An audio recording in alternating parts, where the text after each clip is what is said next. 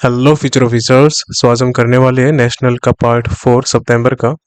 आज 15 नवंबर हो चुकी है और आई अंडरस्टैंड कम्प्लीटली कि काफ़ी प्रेशर आप सभी पे कि सर करंट अफेयर्स का फिनिश करवाओगे।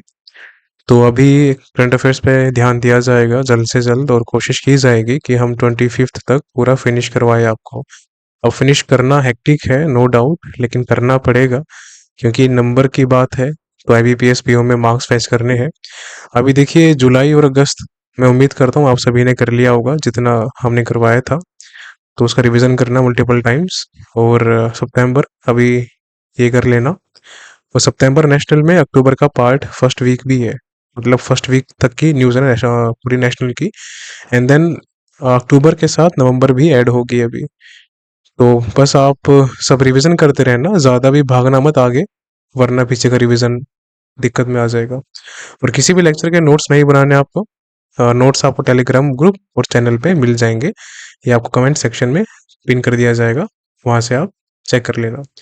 तो शुरू करते हैं आज का लेक्चर।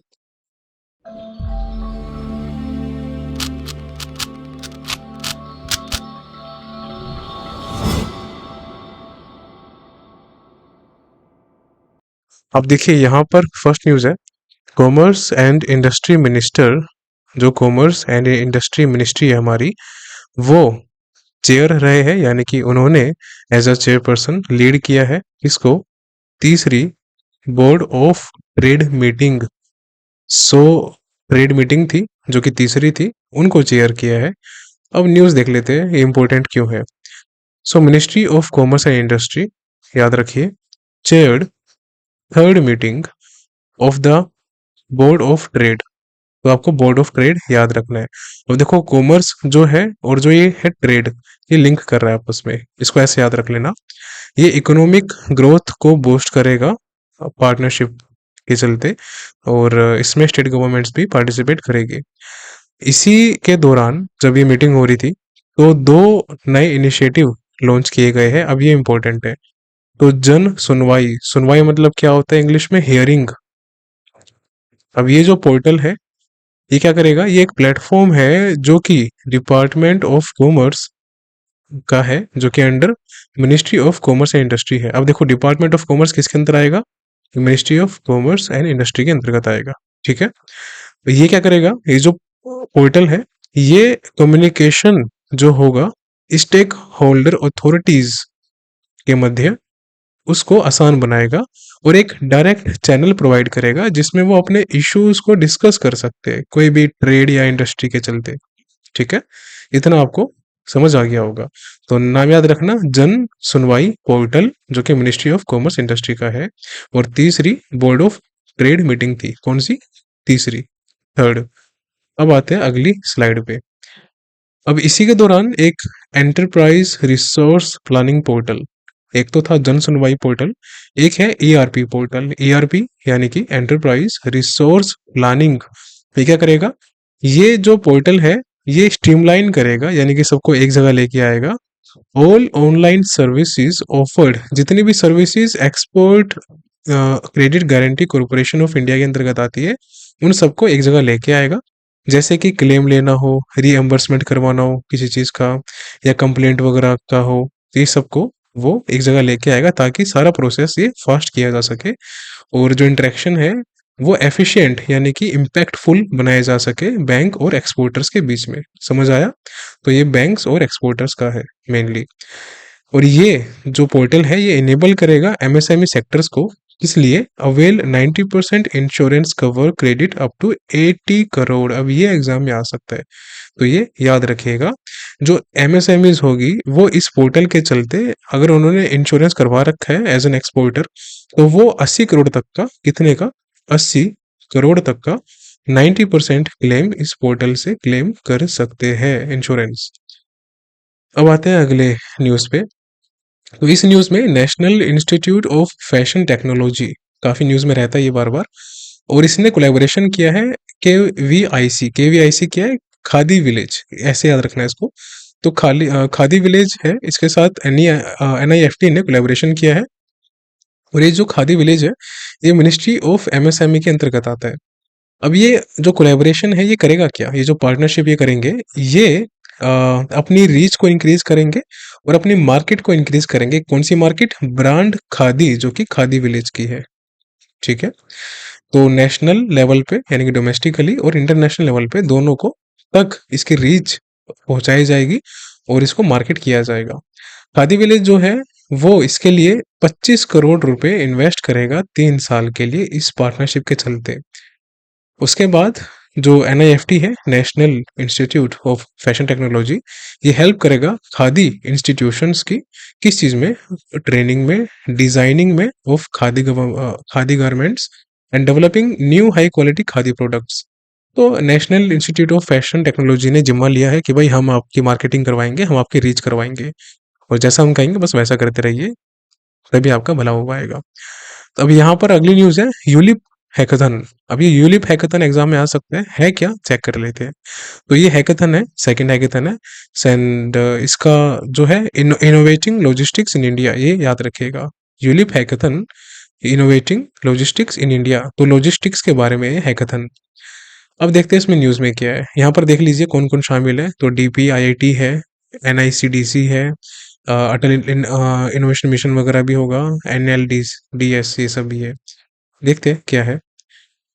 ओके, तो यहाँ पर देखिए अटल इनोवेशन मिशन, ये आप लोग यहाँ पर देख रहे होंगे, ये रहा, काफी अच्छा लोगो है इसका, गोल्डन कलर में। M से क्या है? इनफाइनाइट है, देखिए कितना अच्छा लोगो है। तो अटल innovation mission under NITI Aayog, NITI Aayog के अंतर्गत आता है। और नीति आयोग को हम थिंक टैंक ऑफ इंडिया भी बोलते हैं, जो कि पहले NITI Aayog planning commission of India नाम से जाना जाता था, ये भी याद रखिएगा। तो आपसे पूछ सकते हैं इंटरव्यू में भी कि प्लानिंग कमीशन ऑफ इंडिया को अब क्या बोलते हैं, तो उसको अब नीति आयोग बोलते हैं। इतना क्लियर है, एग्जाम में भी आ सकता है। तो अटल इनोवेशन मिशन, जिसको हम एम बोल सकते हैं, साथ में स्टार्टअप्स इंडिया और NLDSL यानी कि NICDC लॉजिस्टिक्स डाटा सर्विसेज, इन सब का कोलैबोरेशन है, और इन्होंने सभी ने एक साथ पार्टनरशिप करके लॉन्च किया है यूलिप, यानी कि unified logistics interface platform. Logistics का एक इंटरफेस प्लेटफॉर्म इन्होंने लॉन्च किया है, और जिसका हैकाथन चल रहा है, ये कौन सा? Logistics hackathon 2.0। तो यूलिप लॉजिस्टिक्स हैकाथन 2.0। अब यहाँ पर S नहीं है, X है बीच में, लॉजिस्टिक्स, ठीक है, ये याद रखिएगा, लॉजिस्टिक्स है, तो ये आपको भूलना नहीं है। It aims to drive innovation and create digital solutions to address the logistic industries pressing challenges. भाई जितने भी इनोवेशन वगैरह होंगे उसको ज़्यादा प्रोसेसिंग करने में और अच्छे इनोवेशन में और सॉल्यूशन प्रोवाइड करने में ये हेल्प करेगा, और जो चैलेंजेस लॉजिस्टिक इंडस्ट्री को फेस करने पड़ रहे हैं उसको रिमूव करने में भी इनकी हेल्प करेगा, सेट असाइड करने में। अब एक TYT ऐप भी लॉन्च किया गया है, ये क्या है? ट्रैक योर ट्रांसपोर्ट, ये भी इंपॉर्टेंट है। ये क्या करेगा? ये लॉन्च किया गया है टू सिंप्लीफाई लॉजिस्टिक्स, लॉजिस्टिक्स का जो पूरा प्रोसीजर है उसको सिंप्लीफाई करने के लिए इसको लॉन्च किया है। कैसे? इसमें स्मॉल स्केल ट्रांसपोर्ट और ट्रेडर वगैरह को जो है उनको लॉजिस्टिक मैनेजमेंट टूल्स दिए जाएंगे अलग अलग, जिसमें कि रियल टाइम कार्गो ट्रैकिंग आप कर सकते हैं अपने सामान की, व्हीकल वगैरह की आप वेरिफिकेशन कर सकते हैं और ड्राइवर की वेरिफिकेशन कर सकते हैं। तो पूरा प्रोसेस लॉजिस्टिक्स में है। So TYT talk to you later नहीं होगा, TYL काफी बच्चे बोलते हैं शॉर्ट फॉर्म में। सो ट्रैक योर ट्रांसपोर्ट होगा, ठीक है, ठीक है। चलिए, अब NLDSL के CEO कौन है? रजत कुमार सैनी जी है। तो खैर इंपॉर्टेंट इतना नहीं है, बट फिर भी ध्यान रखिएगा, रजत करके है। अब आते हैं अगली न्यूज पे। सो भारत इलेक्ट्रॉनिक्स लिमिटेड, BEL, इन्होंने कोलैबोरेशन किया है एरिस के साथ। एरिस क्या है? आर्यभट्ट रिसर्च इंस्टीट्यूट है, जो कि department of science and tech के अंतर्गत आता है, राइट। ये स्पेस टेक्नोलॉजीज को इन्हेंस करेगा, बूस्टअप करेगा, और एडवांस डेवलप जो भी इमेज प्रोसेसिंग टेक्निक होगी उसको एडवांस करने में हेल्प करेगा, यानी कि ज़्यादा उसको मैग्नीफाई करने में, इम्प्रोवाइज करने में हेल्प करेगा।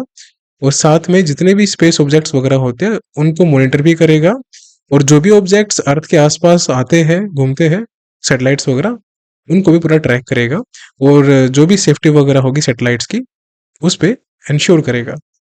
तो ये इतना सा काम है इसका जो कि दिया गया है। खत्म न्यूज इसी में। अब second Asia Pacific ministerial conference on civil aviation, दूसरी एशिया पैसिफिक मिनिस्ट्रियल कॉन्फ्रेंस हो रही है किस पे? सिविल एविएशन पे हो रही है। अब ये है क्या, इसको चेक कर लेते हैं एक बार। तो मिनिस्ट्री ऑफ सिविल एविएशन, याद रखिएगा सिविल एविएशन की बात हो रही है, ठीक है। इन्होंने दूसरा एपीएमसी यानी कि Asia Pacific ministerial conference on Pacific aviation कहाँ पर की है, न्यू दिल्ली में की है, पूछ सकता है कहाँ पर की है और किसने ऑर्गेनाइज किया है। तो ministry of civil aviation plus ICAO यानी कि इंटरनेशनल सिविल एविएशन ऑर्गेनाइजेशन, इन दोनों ने मिलकर इसको ऑर्गेनाइज किया है, याद रखिएगा। ये क्या करेंगे, इंफ्रास्ट्रक्चर डेवलपमेंट पे काम करेंगे, सस्टेनेबिलिटी वगैरह पे काम करेंगे और वर्क फोर्स को डेवलप करने में काम करेंगे, इन्हेंस करने में काम करेंगे। जो सेकंड एपीएमसी मीटिंग हुई थी, इसके चेयरपर्सन कौन है, चेयरमैन, तो किंजा राव राम मोहन नायडू जी। सो के आर नायडू ऐसे याद रख लो, वरना आपसे तो याद होने का नहीं है। तो के आर नायडू याद रखिएगा। और ये जो चेयरमैन है, किसने नॉमिनेट किया था, किसने बोला था कि भैया इनको चेयरमैन बनाया जाए, तो सिंगापुर ने बोला था ये। और सपोर्ट ने इनका सपोर्ट किया, भूटान ने इनका सपोर्ट किया था, सपोर्ट ने सपोर्ट नहीं किया था, भूटान ने सपोर्ट किया था। तो भूटान ने इनका सपोर्ट किया था कि हाँ, सिंगापुर का कहना सही है, हमारे चेयरमैन के आर नायडू जी बनाए जाए। अब आते हैं इसी न्यूज की अगली स्लाइड पे। So draft Asia Pacific ministerial declaration भी हुआ है इस दौरान, जो कि सिविल एविएशन में हुआ है, और इसको हम दिल्ली डिक्लेरेशन भी बोलते हैं। तो दिल्ली डिक्लेरेशन बोल लो या फिर आप draft Asia Pacific ministerial declaration भी बोल सकते हो। ये अडॉप्ट किया गया है, ठीक है, इसको अडॉप्ट कर लिया गया है। अब ये है क्या, तो जो दिल्ली डिक्लेरेशन है, ये एक फ्रेमवर्क है जो कि रीजनल कोऑपरेशन को इन्हेंस करता है और जितने भी चैलेंजेस वगैरह होते हैं उसको टैकल करने में हेल्प करेगा और ग्रोथ को बूस्टअप करने में हेल्प करेगा इन एशिया पैसिफिक रीजन। इतना सा काम है इसका। और इसी मीटिंग के दौरान ये बताया गया कि भैया जो एशिया पैसिफिक रीजन है, ये all set to become the largest aviation market by 2035। 2035 तक एशिया पैसिफिक रीजन, कौन सा Pacific, Asia Pacific region largest aviation market बनने वाला है, ऐसा बताया गया है। अब इसी न्यूज में बोला गया है कि आईसीएओ इंटरनेशनल सिविल एविएशन जो है, ये अपनी 80th यानी कि 80वीं इनकी एनिवर्सरी है, 80th, जो कि दिसंबर 2024 को ये मनाएंगे। इनको 80 साल हो जाएंगे of the signing of convention of international civil aviation. देखो, शिकागो कन्वेंशन बोल लो या convention on international civil aviation बोल लो, बात एक ही है, दोनों को सेम नाम से जाना जाता है।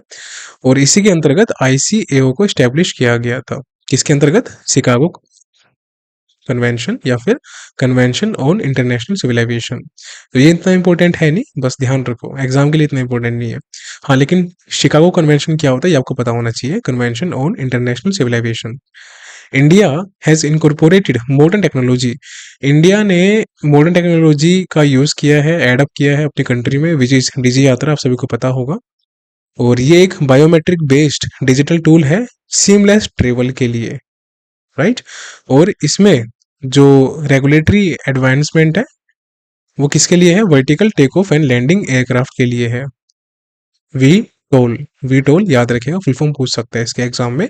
तो vertical take off and landing, तो डीजी यात्रा, ये आपको याद रखना है। इसका उड़ान नाम से सुना होगा अपना, उड़ान नाम से सुना होगा, उड़े देश का आम नागरिक, इस नाम से है ना, उड़े देश का आम नागरिक। कभी कभार इंटरव्यू में पूछ लेते हैं, तो कई बच्चे बोल के आते हैं उड़े देश का आम आदमी, तो भैया आदमी नहीं होता, नागरिक होता है, याद रखिएगा, उड़ान है। Government of India plans to decrease the number of airports, increase है, सॉरी डिक्रीज नहीं है। तो गवर्नमेंट जो है वो प्लान कर रही है कि वो इंडिया में एयरपोर्ट्स को 350 से 400 पहुंचाएगा 2047 तक, ये भी याद रखिएगा एग्जाम के लिए। गवर्नमेंट ने इंट्रोड्यूस किया है न्यू मेंटेनेंस रिपेयर एंड ओवरहोल, इसकी फुल फॉर्म याद रखिए, एग्जाम में पूछ सकता है आपसे, एमआरओ दे देगा और आपको अलग अलग यहाँ पर वर्ड दे सकता है, मेंटेनेंस रिपेयर ओवरहोल। तो आपको पता होना चाहिए, मेंटेनेंस की बात हो रही है, रिपेयर की बात हो रही है और ओवरहोल की बात हो रही है। तो इन्होंने एक नई गाइडलाइंस इंट्रोड्यूस की है, एमआरओ गाइडलाइंस, और इस गाइडलाइन में 100% फॉरेन डायरेक्ट इन्वेस्टमेंट अलाउ कर दिया है through automatic route in the aviation sector. यानी कि अब पर लाइक सरकार के परमिशन की आवश्यकता नहीं है, आप इसमें 100% तक फंड डाल सकते हैं अगर फॉरेन कंपनीज वगैरह है तो ये क्वेश्चन एग्जाम के लिए काफी इंपॉर्टेंट है, आने के चांसेस है। Women in India, constitute 15% of the countries pilot. हमारे भारत में जितने पायलट हैं उनमें 15% पायलट वीमेन है, which is 3 times more than the global average. ये काफ़ी गर्व की बात है कि हमारी कंट्री में जो हमारी वीमेन है वो काफ़ी ज़्यादा तरक्की कर रही है और पायलट के तौर पे 15% मायने रखता है, जो कि 3 टाइम्स ज़्यादा है ग्लोबल एवरेज से। और इंडिया का टारगेट है कि 2025 तक ये 15 से इंक्रीज करके 25% ले जाना है। This is introverts call women empowerment. चलिए, तो मिनिस्ट्री ऑफ सिविल एविएशन कौन है हमारे? के आर नायडू जी है, याद रखिएगा। आईसीएओ सेक्रेटरी जनरल पूछ सकता है एग्जाम में, सो जुआन कार्लोस, या एक काम कीजिए कार्लोस गोमेज, बस ऐसे याद रख लीजिए, कार्लोस गोमेज या फिर Juan Carlos Gomez, right. Establishment 1944, headquarter Montreal Canada, ये याद रखिएगा बस। चलिए आगे चलते हैं, अब अगली न्यूज में देख लेते हैं क्या है यहाँ पर। So department of drinking water and sanitation, जो कि मिनिस्ट्री ऑफ जल शक्ति के अंतर्गत आती है। देखो, ड्रिंकिंग वाटर की बात आ रही है तो ऑब्वियस सी बात है जल शक्ति ही होगा, साइंस टेक तो हो नहीं सकता। इसने कोलैबोरेशन किया है ministry of housing and urban affairs के साथ। तो ये करेंगे क्या बेसिकली इसमें, इन्होंने स्वच्छता ही सेवा 2024 इनिशिएट किया है, जो कि एक कैंपेन है सोशल मोबिलाइजेशन का, यानी कि सभी लोगों को इकट्ठा करके एक कैंपेन चलाया जाता है स्वच्छता का। और इसकी डेट क्या है, डेट पूछ सकता है एग्जाम में, 17 सितंबर से 2 अक्टूबर, 2 अक्टूबर को गांधी जयंती मनाई जाती है, इस दिन ये एंड होगा। थीम क्या है इसकी पूछ सकता है एग्जाम से, स्वभाव स्वच्छता संस्कार, ये आपको याद रखना है, स्वभाव स्वच्छता संस्कार स्वच्छता। सो स्वभाव स्वच्छता संस्कार स्वच्छता, स्वभाव में स्वच्छता होगी तो संस्कारों में भी स्वच्छता होगी, ये इसकी थीम है। तो ये जो स्वच्छता ही सेवा कैंपेन है, ये बेसिकली एक प्रिकर्सर है, यानी कि स्वच्छ भारत दिवस पहले बनाया जाता था, तो उसको अब यहाँ पर उसी का एक तरह से सेगमेंट हम बोल सकते हैं, या उसी को एक मॉडिफाई करके अब स्वच्छता ही सेवा कैंपेन चलाया जा रहा है। Commemorates the birth anniversary of Mahatma Gandhi, तो महात्मा गांधी जी की बर्थ एनिवर्सरी पे ये चीज की जाती है कैंपेन, जो कि 2 अक्टूबर को खत्म होगा। अब आते हैं इसी न्यूज की अगली स्लाइड पे। 2024 जो है वो 10th एनिवर्सरी है ऑफ द लॉन्च ऑफ स्वच्छ भारत मिशन। तो स्वच्छ भारत मिशन काफी आप लोगों ने न्यूज में सुना होगा, तो 2024 में इसकी 10वीं एनिवर्सरी है, याद रखिएगा। और ये जो मिशन था 2014 में ये लॉन्च किया गया था, इसका मेन जो एम था, टारगेट था, वो ओपन डेफिकेशन फ्री, यानी कि लोग खुले में शौच ना करें और वॉशरूम बनाए जाए हर जगह, इसके लिए ये यूज किया गया था, ये कैंपेन पूरा चलाया गया था, स्वच्छ भारत मिशन एक तरह से।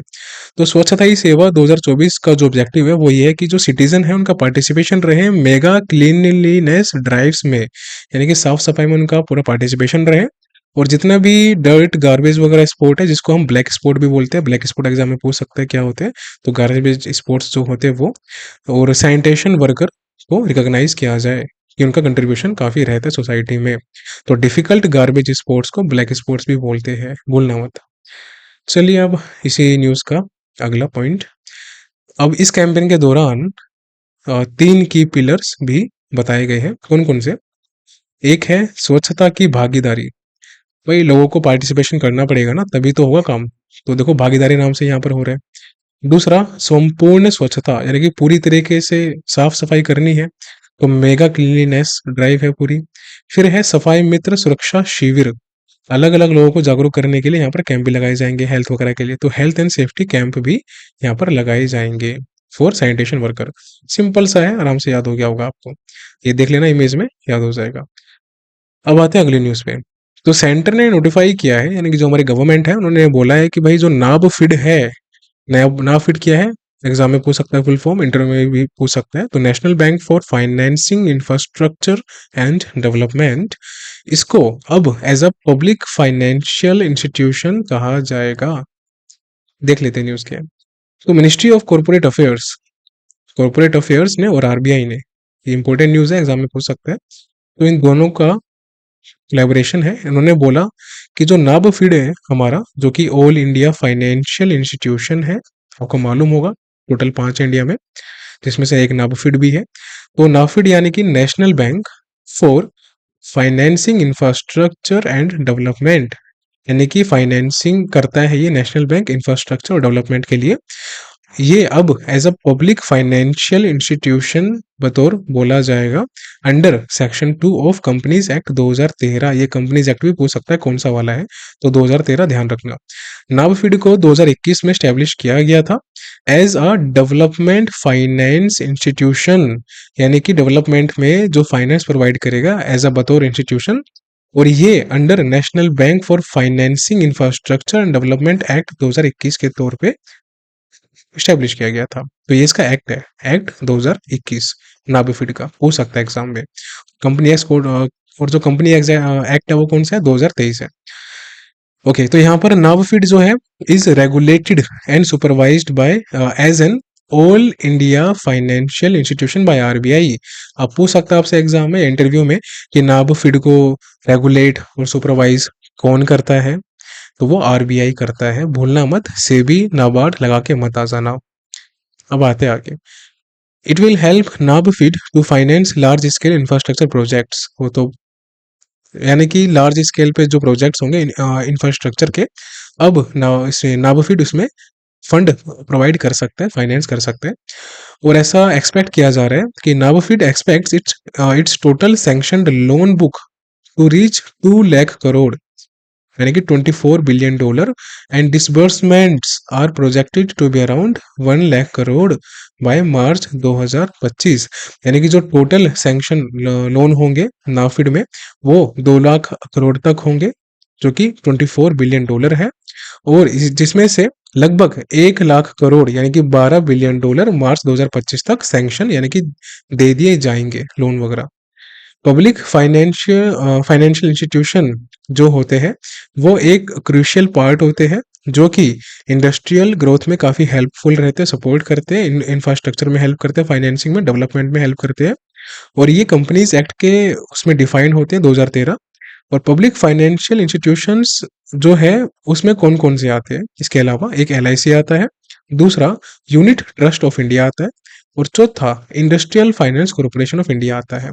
अब अगर मैं एग्जामिनर होता तो आपसे पूछता कि कौन कौन से पब्लिक फाइनेंशियल इंस्टीट्यूशंस में आते हैं। ऑप्शन देता मैं, एलआईसी, यूटीआई, आईएफएससीआई, आईएफएससीआई तो हो गया, उसके अलावा नाबाफिड, और 5 ऑप्शन में देता आपको सिडबी। अब इनमें से कौन सा, तो सिडबी नहीं होगा, बाकी सारे होंगे। ठीक है, पब्लिक फाइनेंशियल इंस्टीट्यूशंस। चलिए अब आते हैं आगे अगली न्यूज़ पे। आईआईटी कानपुर ने कोलैबोरेशन किया है नेशनल हेल्थ अथॉरिटी, ये हेल्थ केयर सेक्टर में काम करेंगे, to develop a digital public goods for artificial intelligence. कहने का मतलब ये है कि IIT Kanpur national health authority की हेल्प करेगा हेल्थ केयर सेक्टर में, जिसमें जो आईआईटी कानपुर है वो एक क्वालिटी प्रिजर्विंग डाटाबेस तैयार करेगा, डेवलप करेगा, और साथ में हेल्प करेगा रिसर्चर्स की जो कि नेशनल हेल्थ अथॉरिटीज में होंगे, to access the high quality data and to collaborate with other health ecosystem players. अलग अलग जो प्लेयर्स होंगे उनके साथ कोलैबोरेशन में भी हेल्प करेगा। एनएचए की सीईओ इंपॉर्टेंट एग्जाम में पूछ सकता है, सो दीप्ति गौर मुखर्जी जी है, मुकेरजी आप कह सकते हैं। सो दीप्ति गौर मुकेरजी जी इनकी सीईओ है एनएचए की। अब आ जाओ अगली न्यूज पे। यूनाइटेड नेशन ने $100 मिलियन रुपए दिए हैं। किसको दिए हैं? देखो रुपए की बात नहीं हो रही, बेसिकली फंड दिया है $100 मिलियन का, तो डॉलर है, रुपए नहीं है।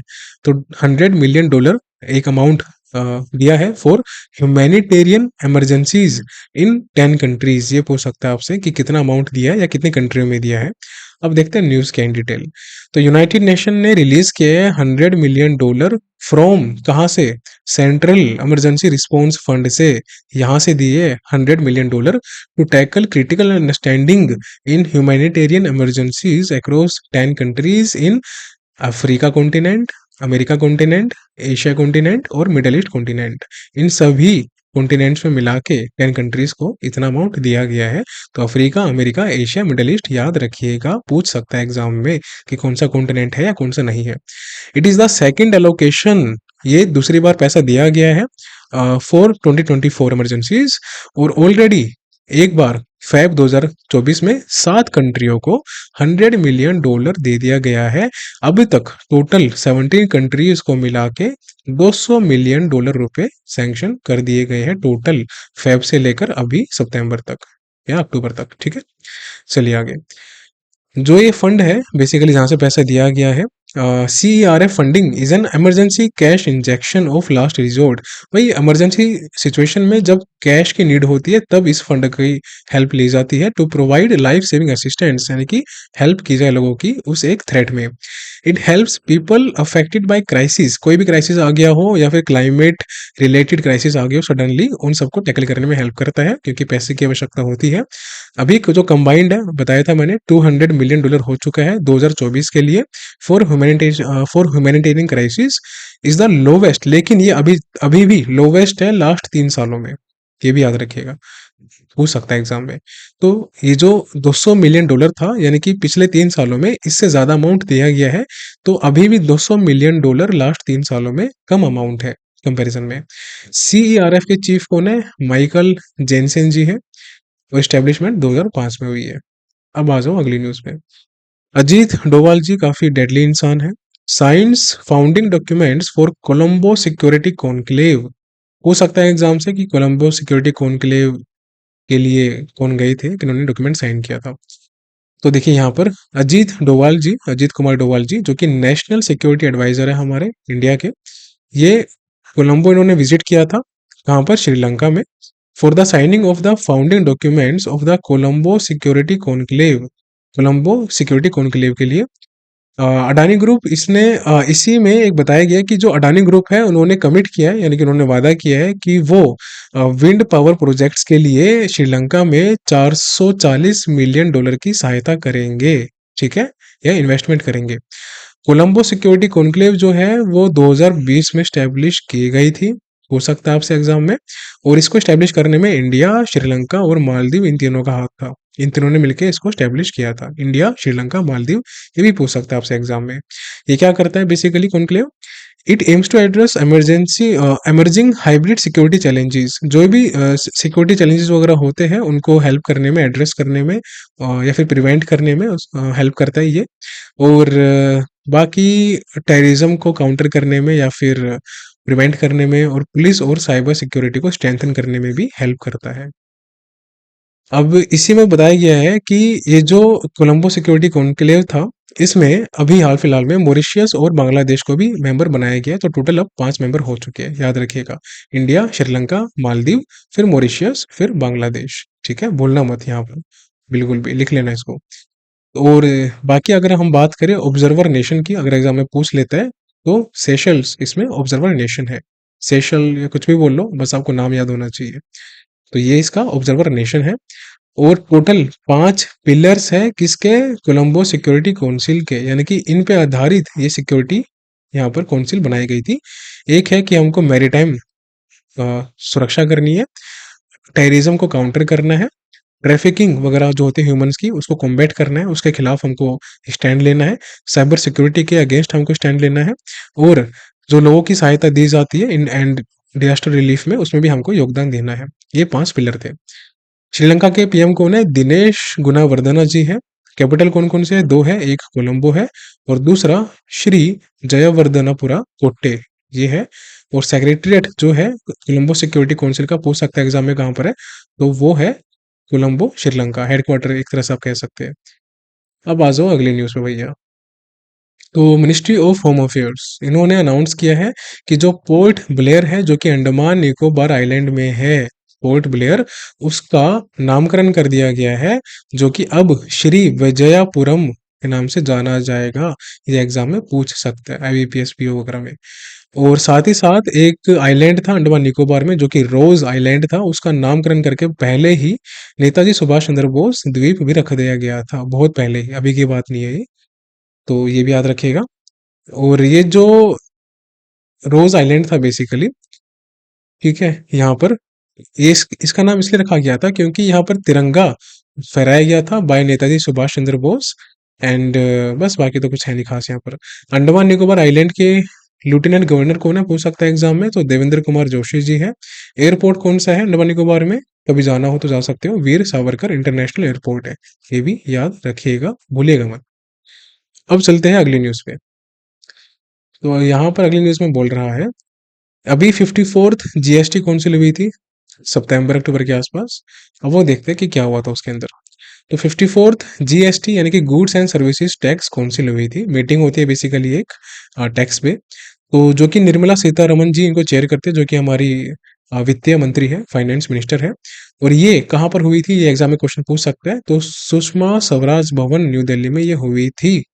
और जीएसटी काउंसिल किस किस से मिलकर बनी है, तो बेसिकली देखो ये एक संवैधानिक बॉडी है, कॉन्स्टिट्यूशनल बॉडी है, जो कि 101 अमेंडमेंट एक्ट के तहत इंट्रोड्यूस इनको किया गया था।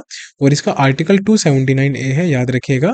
और 101 अमेंडमेंट एक्ट 2016 में इसको इंट्रोड्यूस किया गया था जीएसटी काउंसिल को। और इस काउंसिल में टोटल 13 मेंबर होते हैं। ठीक है, अब चलते हैं आगे। अब इस मीटिंग में बोला गया है कि जो सेवरी और सॉल्टेड फूड प्रोडक्ट्स होते हैं, जैसे कि नमकीन वगैरह, वीकेंड से भुजिया पैकेट वगैरह होते हैं, या जिसको हम खा सकते हैं, रेडी फॉर कंजम्पशन होते हैं, पैकेट वगैरह में होते हैं, उसका जीएसटी अब 12% कर दिया गया है। कितना कर दिया गया है? 12%। पहले कितना था? 18%। ठीक है, तो 18 से इंक्रीज करके अब 12% कर दिया गया। याद रखना, पूछ सकता है एग्जाम में। अनफ्राइड यानी कि जिसको फ्राई ना किया हो, या अनकुक्ड स्नैक्स वगैरह जो होते हैं, जिसको हम बाद में पकाते हैं, फ्राई करते हैं, अब वो 5% का जीएसटी अट्रैक्ट करेंगे। ये भी याद रखना, 5%। और जो साथ में कैंसर ड्रग्स है, तीन उसके नाम है। एक है ट्राट्सुजुमाब, अब ये काफी अजीब सा नाम है। डिरक्सटिकेन, तो हंसना मत। एक तो ये है जो भी ड्रग है। दूसरा है ओसिमेटिनिब, एक ये ड्रग है। और तीसरा डुर्वालुमाब। ये तीनों जो ड्रग है, इन पे जो जीएसटी है वो 5% रिड्यूस, मतलब 5% पे लाया गया, रिड्यूस करके 12% से। ठीक है, तो 12%, 5% और 5%, ये सभी याद रखिएगा, भूलना मत। अब आ जाओ, इसमें देख लो, आपको दिख जाएगा। तो कैंसर ड्रग है, तो जो पहले के थे वो 12 थे, अब 5 हो चुके हैं। जो सेवरी स्नैक्स थे, भुजिया वगैरह, वो 18 था, अब 12 हो चुका है। जो मेटल स्क्रैप्स वगैरह होते हैं, उसका भी 18 से 12 हो चुका है। और जो कार की सीट्स वगैरह होती है जो बनाते हैं, उसका 18 से 28% हो चुका है, इसका इंक्रीज हो चुका है। तो ये याद रखिएगा, कार सीट्स का 18 से 28% हो चुका है। अब आ जाओ आगे। अब 2% जीएसटी यानी कि 2% जीएसटी अप्लाई होगा किस पे? Supply of metal scrap by registered person in business to business supply. अगर बिजनेस टू बिजनेस सप्लाई की बात करें, तो 2%, टू तो नहीं होना चाहिए मेरे ख्याल से, ये 12 होना चाहिए। एक बार इसको वेरीफाई कर लेंगे, थोड़ा वेट कीजिएगा। वैसे मेरे ख्याल से इसका 12% है। ठीक है, तो ये 12% है, टू नहीं है, 12% होगा। And roof mounted package unit, जो बेसिकली एयर कंडीशनिंग के लिए जो पूरा रूफ पे माउंट किया जाता है ना, पूरे बड़ी बड़ी, मतलब रूफ सीलिंग जो बेसिकली होती है, जिसमें पूरा एसी की फिटिंग लगवाते हैं, और वो रेलवेज के लिए बात कर रहे हैं, जो कि क्लासिफाई होती है अंडर HSN 8415। ये 28% का जीएसटी अट्रैक्ट करेगी। ठीक है, ये याद रखिएगा। और जो कार सीट्स था उसको मैंने बता दिया है कि जो पहले था वो 18% था, और अब वो 28% कर दिया गया है। और इंश्योरेंस प्रोडक्ट्स की अगर बात की जाए, वो तो 18% है, ये भी याद कर लीजिएगा। चेयरपर्सन कौन है जीएसटी के? निर्मला सीतारमन जी है। अब आ जाओ आगे। तो ministry of personal public grievances and pension, ये जो मिनिस्ट्री है, इन्होंने लॉन्च किया है एक web portal for monitoring progress of special campaign 4.0 for स्वच्छता। तो एक पोर्टल इन्होंने लॉन्च किया है, जो कि स्पेशल कैंपेन 4.0 जो कि चलाया जा रहा है स्वच्छता के लिए, उसकी प्रोग्रेस को मॉनिटर करेगा, ऑब्जर्व करेगा। और ये जो पूरा कैंपेन है, स्पेशल कैंपेन 4.0 फॉर स्वच्छता, ये 2 अक्टूबर से 31 अक्टूबर तक चलाया जाएगा। इसकी भी डेट याद रखना। और किसने चलाया? Ministry of personal public grievances and pension. और साथ में ये करेगा क्या? तो it is to institutionalise cleanliness in all central government office through a saturation approach. तो सैचुरेशन अप्रोच याद रखिएगा। तो जितने भी गवर्नमेंट ऑफिस होंगे, वहां पर क्लीनलीनेस करने में सहायक है स्पेशल कैंपेन 4.0। और ऑलरेडी 3 स्पेशल कैंपेन चलाए गए थे 2021 में, 22 में, 23 में, जिसका जो बजट था जब वो स्क्रैप को बेचा गया, तो कितना आया था? 1162 रुपए जनरेट हुआ था। Department of administrative reforms and public grievances, जो कि ministry of personal public grievance and pension में आती है, वो इस कैंपेन में सहायता प्रदान करेगी। कौन? Department of administrative reforms and public grievances. Simple सी न्यूज़ थी, याद हो गई होगी। अब आते हैं अगली न्यूज़ पे। तो मिलेनियम चैलेंज अकाउंट जो कि नेपाल का है, इन्होंने कोलैबोरेशन किया है ट्रांस रेल लाइटिंग लिमिटेड के साथ। सो आप ट्रांस रेल लाइटिंग याद कर सकते हैं जो कि इंडिया का है, लेकिन मिलेनियम चैलेंज अकाउंट कहाँ का है? नेपाल का है। इसमें क्या इसमें इन्होंने क्या किया, एक तो एक कॉन्ट्रैक्ट साइन किया है जो कि 12.3 मिलियन डॉलर का है लगभग, और इसमें ये 18 किलोमीटर का एक cross border electricity transmission line पूरी बिछाएंगे पूरे बॉर्डर पे, जो कि 400 किलोवाट की होगी, और new Budhwal sub station through the Nepal India border, ये जगह का नाम है। तो आपको यहाँ क्या रखना है, टोटल अमाउंट कौन सा है, वो कंपनी कौन सी है, किस किसने कोलैबोरेशन किया है वो, और कितने किलोवाट की है वो, कितने किलोमीटर की है वो, ठीक है, और कहाँ से, न्यू बुधवाल सब स्टेशन से। जो ये जो पूरा प्रोजेक्ट चल रहा है, इसको ऑलरेडी फंड किया था नेपाल और यूएसए ने, ये भी ध्यान रखना। सेपरेशन जो होगा इस पूरे लाइन का, वो कब तक कर दिया जाएगा, तो मई 2026 तक ये काम पूरा कंप्लीट कर दिया जाएगा। नेपाल के पीएम कौन है, सो खड़गे प्रसाद ओली जी है, और प्रेसिडेंट कौन है, रामचंद्र पौडेल जी है, और कैपिटल क्या है, काठमांडू है, आपको पता ही होगा। अब आ जाओ अगली न्यूज पे। सो मिनिस्ट्री ऑफ कॉमर्स इंडस्ट्री ने लॉन्च किया है भास्कर राइजिंग सन, यानी कि फुल फॉर्म है इसकी Bharat startup knowledge access registry. तो जो भास्कर है उसकी फुल फॉर्म है भारत स्टार्टअप नॉलेज। देखो, BH से भारत है, S से स्टार्टअप है, और K से नॉलेज है, A से एक्सिस है, और R से रजिस्ट्री। तो Bharat startup knowledge access registry Bhaskar, ये क्या करेगा, ये इंडिया के स्टार्टअप को बूस्ट करेगा, उसका जो इकोसिस्टम होगा पूरा स्ट्रेंथन करेगा, उसको मजबूत बनाएगा। और इसका ऑब्जेक्टिव होगा to build the world's largest digital registry for stakeholders. Stakeholders के लिए सबसे बड़ी लार्जेस्ट वर्ल्ड में एक रजिस्ट्री बनाएगा। और साथ में ये जो रजिस्ट्री होगी, इसको बनाने के साथ साथ ये टेक्नोलॉजी पे काम करेगा, जो कि स्टार्टअप्स की सक्सेस और ग्रोथ में हेल्प करेंगे। एवरी स्टेक होल्डर, जो भी स्टेक होल्डर होंगे उसको, उनको यूनिक भास्कर आईडी भी दी जाएगी। मिनिस्ट्री ऑफ कॉमर्स इंडस्ट्री कौन है, पीयूष गोयल जी है, इनको भी ध्यान रखिएगा। अब आ जाओ अगली न्यूज पे। तो मिनिस्ट्री ऑफ कम्युनिकेशन, इन्होंने नोटिफाई किया है telecommunication administration of digital Bharat Nidhi 2024। इन्होंने ये नोटिफाई किया, ये क्या करेगा, ये मैनेजमेंट और इम्प्लीमेंटेशन करेगा किसका, डिजिटल भारत निधि इनिशिएटिव का, under section 24(1) of telecommunication act 2023। तो आपको सेक्शन बेशक से याद ना हो, लेकिन एक्ट याद होना चाहिए, ठीक है। सो डिजिटल भारत निधि 2023 का जो एक्ट है टेलीकम्युनिकेशन को, इसको मजबूत करने में, इंप्लीमेंट करने में हेल्प करेगा क्या, telecommunication administration of digital Bharat Nidhi 2024। और ये जो टेलीकम्युनिकेशन एक्ट है 2023 वाला, ये बेसिकली 4 प्रिंसिपल पे आधारित है। एक है समावेश, यानी कि इंक्लूजन करना, दूसरा है सिक्योरिटी यानी कि सुरक्षा प्रदान करना, तीसरा है ग्रोथ जिसको हम वृद्धि बोलते हैं, और चौथा है रिस्पॉन्सिवनेस यानी कि त्वरित, बहुत ही तीव्र गति से आपको रिस्पॉन्स देना पड़ेगा, रिस्पॉन्सिवनेस, आपको रिएक्ट करना पड़ेगा। तो ये भी याद रखिएगा, पूछ सकता है एग्जाम में कि टेलीकम्युनिकेशन एक्ट 2023 जो है वो कौन से प्रिंसिपल पर आधारित है या फिर गाइडेड है। ये जो रूल्स है ये डिफाइन करते हैं powers and functions of the administrator who will also oversee the implementation. भाई, डिजिटल भारत नीति का जो भी इम्प्लीमेंटेशन वगैरह होगा, उसको पूरा ओवरव्यू, उसको ऑब्जर्व एडमिनिस्ट्रेटर भी करेगा, ये इतना इंपॉर्टेंट नहीं है। और एडमिनिस्ट्रेटर जो होगा वो सेंट्रल गवर्नमेंट अपॉइंट करेगी। Government charges telecom operators, government basically telecom operator से 5% पैसा चार्ज करती है of the adjusted gross revenue, जो भी उनके पास ग्रोस रेवेन्यू आता है उसका, to collect fund from for USOF. अब यूएसओएफ क्या है, तो यूनिवर्सल सर्विस ओब्लिगेशन फंड, ये एक फंड है बेसिकली, ताकि दूर दराज इलाकों तक फैसिलिटीज पहुंचाई जा सके।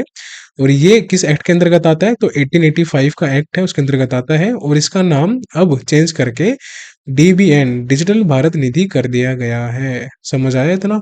चलिए, समझ आ गया होगा। अब आते हैं अगली न्यूज पे, शायद ये सेकंड लास्ट या थर्ड न्यूज होगी। तो अन्नपूर्णा देवी जी ने लॉन्च किया है 7वां राष्ट्रीय पोषण माह। तो पोषण माह एक होता है जो कि सितंबर के मंथ में किया जाता है, और ministry of women child development करती है इनको, जो अभी एट प्रेजेंट अन्नपूर्णा देवी जी है। तो ministry of women child development ने लॉन्च किया है 7वां एडिशन या 7वीं सीरीज ऑफ पोषण माह 2024, जिसको हम न्यूट्रिशन मंथ भी बोलते हैं। और ये कहाँ किया लॉन्च? गांधीनगर गुजरात में लॉन्च किया है, तो ये भी पूछ सकते हैं आपसे। और ये क्या करेगा, पूरे सितंबर महीने को पोषण माह की तरह इसको सेलिब्रेट किया जाता है टू कॉम्बैट माल न्यूट्रिशन, यानी कि न्यूट्रिशन की कमियों को पूरा करने के लिए इसको सेलिब्रेट किया जाता है। इट वाज लॉन्च्ड इन 2018, तो 2018 में इसको लॉन्च किया था। तो 18 19 20 तीन हो गए, 21 22 23 24, अब सातवां हो गया, ठीक है। तो इसे क्या करता है, ये प्रेग्नेंट वीमेन होती है, एडोलसेंट गर्ल्स जो होती है, जो अभी ग्रो कर रही होती है इस सर्टेन एज में, और जो चिल्ड्रन होते हैं जिनकी एज 6 से कम की होती है, उन सभी को ये न्यूट्रिशन पहुंचाता है, उन पे काम करता है।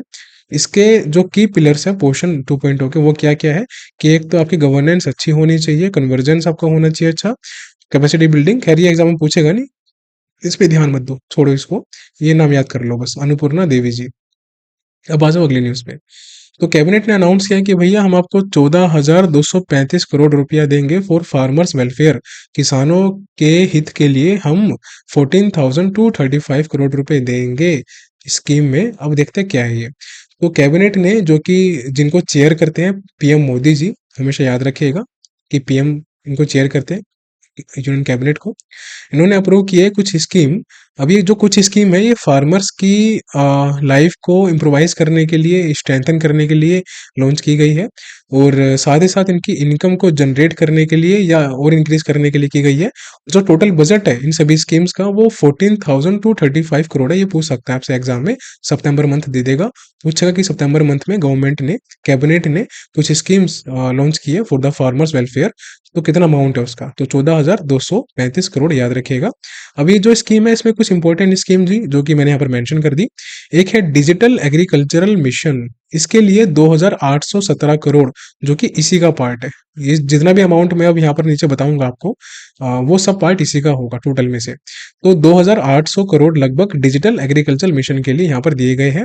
और ये बेसिकली एक डिजिटल पेमेंट इंफ्रास्ट्रक्चर है इन द एग्रीकल्चर। और ये क्या करेगा, ये एक टैग बेस्ड इकोसिस्टम तैयार करेगा, जिसका नाम होगा DGCS, यानी कि डिजिटल जनरल क्रॉप एस्टिमेशन सर्वे, जो कि एक प्रिसाइज एस्टिमेशन यानी कि अनुमान लगाएगा कि कितना एग्रीकल्चर प्रोडक्शन हो सकता है किसान का। समझ आया इतना? चलिए आगे।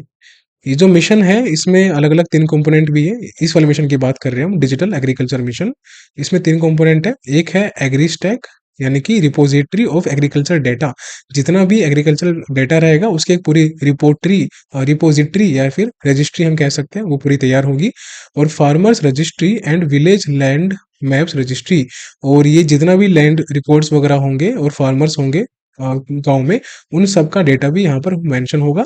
और कृषि डिसीजन सपोर्ट सिस्टम भी होगा, जिसमें it guide in crop monitoring plus decision making, यानी कि भाई आपको फसलों का ध्यान कैसे रखना है और कैसे आपको डिसीजन लेने हैं उसके अकॉर्डिंग, उस सब पे सपोर्ट करेगा। तो ये भी याद रखिएगा।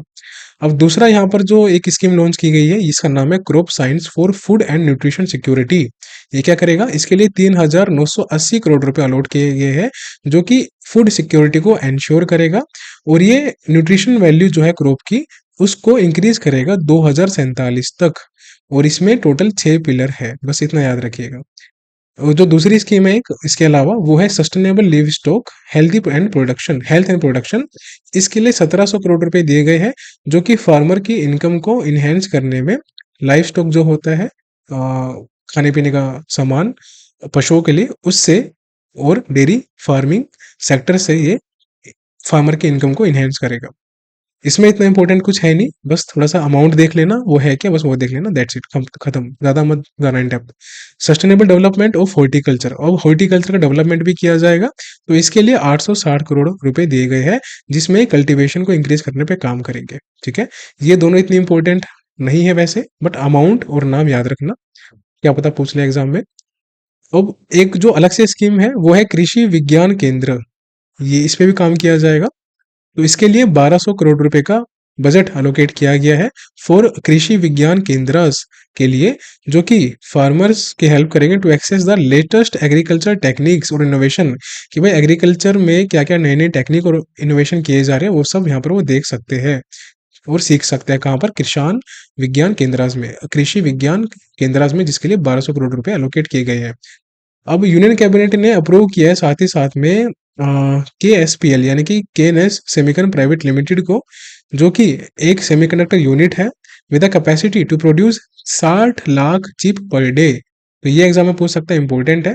तो यहाँ पर कैबिनेट ने एक केनेस सेमिकॉन, किसको, केनेस सेमिकॉन को अप्रूव किया है कि वो एक सेमीकंडक्टर यूनिट के बतौर पे काम करेगा, और जो दिन की 60 लाख चिप बनाएगा, प्रोड्यूस करेगा, और जिसके लिए जो पैसा दिया गया है वो 3,300 करोड़ रुपए अलोकेट किया गया, अमाउंट भी इंपॉर्टेंट है। और ये सनंद गुजरात में स्टेब्लिश किया जाएगा, जो कि इंडिया का 5वां सेमीकंडक्टर यूनिट होगा, approved under India semiconductor mission. बहुत इंपॉर्टेंट है, एग्जाम में पूछने के चांसेस है यहाँ से। ठीक है, चलिए अब चलते हैं लास्ट स्लाइड पे। और साथ ही साथ इसी के दौरान जो हमारी कैबिनेट कमेटी है, उन्होंने अप्रूवल दी है for the procurement of 240 arrow engines. भाई 240 एरो इंजन्स लिए जाएंगे फॉर सुखोई 30 MKI, जिसको हम फाइटर जेट भी बोलते हैं, इनके लिए, for Indian air force from Hindustan aeronautics limited, worth 26,000 crore. अब इसमें वैसे ऐड तो नहीं करना चाहता था मैं, बट मैंने ऐड कर दिया ताकि आप लोग याद कर सको। तो देखो यहाँ पर ध्यान रखिएगा, अगर वो पूछे आपसे एग्जाम में कि अभी हाल फिलहाल कैबिनेट ने अप्रूवल दिया कि 240 एरो इंजन, जिसको हम AL-31FP भी बोलते हैं, क्या बोलते हैं, AL-31FP, किसके लिए होता है, SU-30 यानी कि सुखोई 30 मार्क कुछ करके होता है फाइटर जेट। तो इसके लिए इन्होंने लोकेट किए हैं, एक तरह से काम दिया है हिंदुस्तान एरोनॉटिक्स लिमिटेड को कि वो ये सारे इंजन 240 बनाएगा सुखोई 30 MKI फाइटर जेट के लिए, और इसके लिए 26,000 करोड़ रुपए का अमाउंट दिया गया है। बस इसमें से क्वेश्चन आ भी सकता है, नहीं भी आ सकता, इतना इंपॉर्टेंट है नहीं, बट फिर भी ध्यान रखिएगा कि हिंदुस्तान एरोनॉटिक्स लिमिटेड था, और 26,000 करोड़ रुपए इसके लिए सैंक्शन किए गए हैं। तो ये हमारी पूरी समाप्त होती है पार्ट 4 नेशनल। अब हम करेंगे अगला सेशन, जो कि होगा नेशनल पार्ट 4, इसके बाद नेशनल पार्ट 6, और फिर फाइनली हमारा नेशनल सितंबर एंड हो जाएगा, जिसमें अक्टूबर फर्स्ट वीक भी है, और सबसे हेक्टिक काम फिनिश हो जाएगा फाइनली। फिर हम शुरू करेंगे बैंकिंग की क्लासेस, इसको हम 2 पार्ट में लपेटेंगे जल्दी। फिर हम आरबीआई को लपेटेंगे जल्द से जल्द 1 या 2 क्लासेस में, और फिर जो इंपॉर्टेंट कुछ न्यूज़ है इंटरनेशनल की, स्टेट्स की, हम वो फिनिश करेंगे, देन अक्टूबर पे स्विच करेंगे जल्द से जल्द। तो मिलते हैं अगले सेशन में। अगर आपको सेशन अच्छा लगा तो लाइक, कमेंट, शेयर जरूर करना, रिवीजन अच्छे से करना, और इसका नोट्स PDF ऑलरेडी सेंड कर दिया गया था पार्ट 3 एंड 4 का, उसको याद कर लेना। कल नेशनल पार्ट 5 के साथ पार्ट 5 का नोट्स PDF भी आएगा, तो वो भी आप सबको याद करना है। तो मिलते हैं अगले सेशन में, अभी के लिए bye bye, take care and see you soon.